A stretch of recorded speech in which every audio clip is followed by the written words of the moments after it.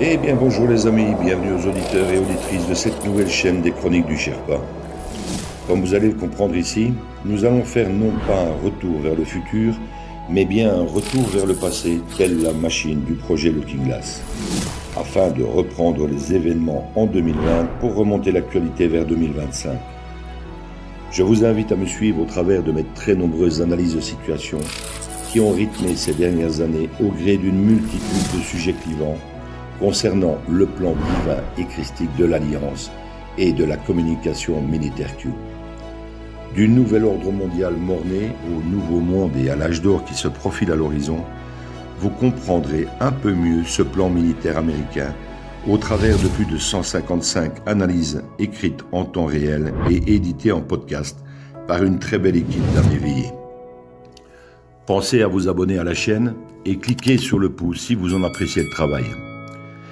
Merci à toute l'équipe Z qui œuvre sans compter ses heures pour offrir ces infos à l'humanité. Bonne écoute à tous et à toutes.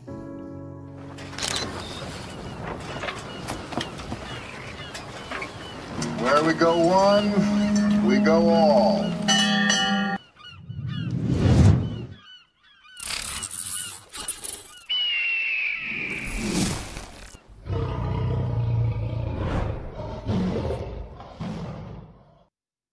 Analyse du 17 février 2023, Pirlo Thierry, Sherpa One. Ma foi dans le 17 et mon rapport avec ce nombre.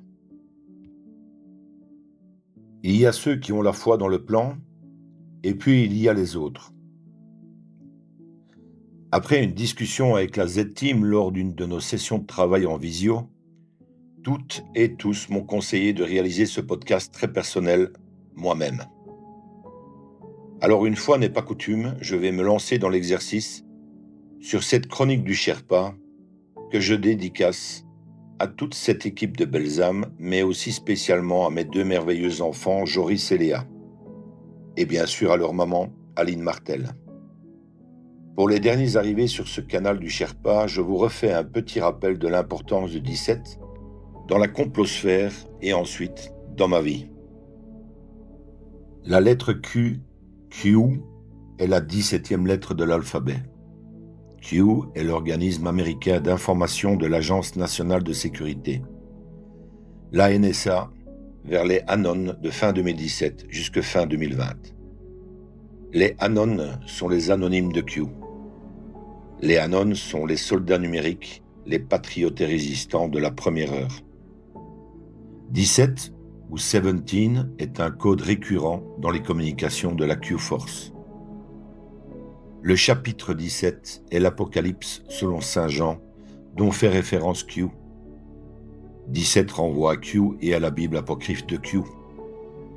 Les synchronicités qui me lient au 17 sont très nombreuses depuis 2020, mais en voici quelques-unes datant de bien avant, avec le 7 et le 17. Pour la petite histoire, j'ai intégré l'armée belge le 17 septembre 1987. Et durant ma carrière, j'ai vu 2 fois la mort de très près. Mais cette dernière a fait demi-tour en courant. Le 17 est mes épreuves. La première fois que j'ai vu la mort de près, c'était dans la nuit du 7 au 8 juin 1999 en Allemagne, lors d'un accident en manipulant un explosif de l'armée lors d'un exercice de piégeage dans les bois. La fatigue, une erreur de manipulation, et c'est l'accident. In fine, j'y perdrai mon œil gauche, mes tympans seront flingués, et mon visage sera gravement brûlé.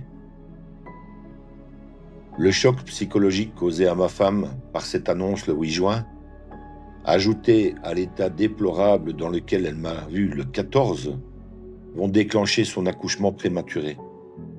C'est ainsi que ma fille Léa viendra au monde à Arlon le 15 juin, après 7 mois de grossesse. La seconde fois que j'ai vu la mort de près fut le 17 mars 2016. C'était un accident de voiture avec choc frontal sur le chemin du travail à Arlon, avec un jeune homme ayant tous les torts et en défaut d'assurance.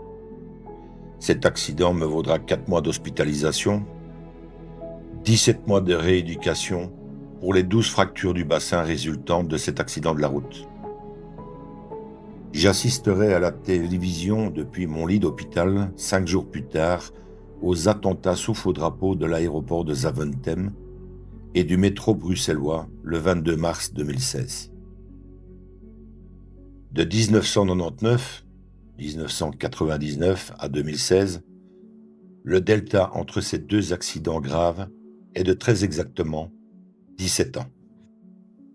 Après le décès de la mère de mes 2 enfants en octobre 2008, suite à un turbocancer, j'ai pris 3 ans et demi de congé sans solde à l'armée afin de continuer son activité de restauration jusqu'en 2012.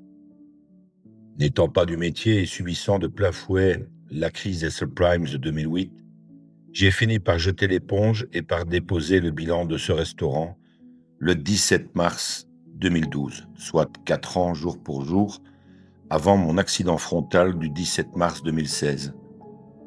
Je vais donc retourner sous les drapeaux en mars 2012 suite au dépôt de bilan pour poursuivre ma carrière militaire jusqu'en 2018.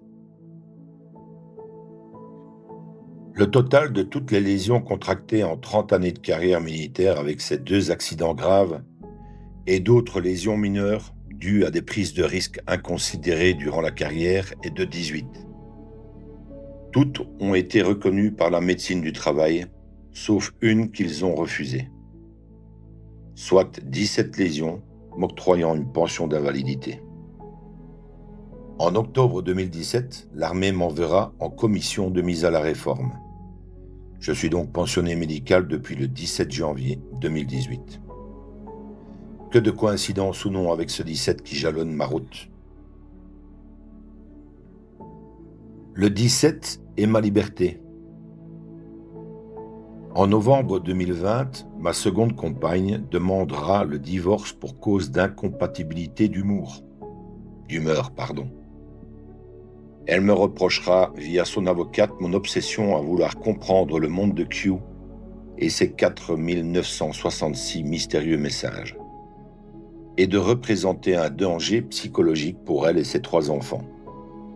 Et ce, après s'être montré totalement imperméable à mes recherches auparavant, et surtout à mes mises en garde concernant les injections qui arrivaient. Mon divorce sera prononcé, je vous le donne en 1000, le 17 décembre 2020. Un divorce pour motif de complotisme, une première en Belgique puisque réglée en moins d'1 mois par une juge d'extrême gauche qui devait détester Trump. Ce divorce m'a néanmoins permis de retrouver la liberté d'action, la liberté d'informer, la liberté de réveiller et celle de trouver une nouvelle famille chez les éveillés des 3 frontières, un collectif de 700 personnes sur la région d'Arlon dans le sud Luxembourg belge. J'ai bon espoir qu'en 2025, nous connaîtrons l'épilogue de cette grande histoire de Q.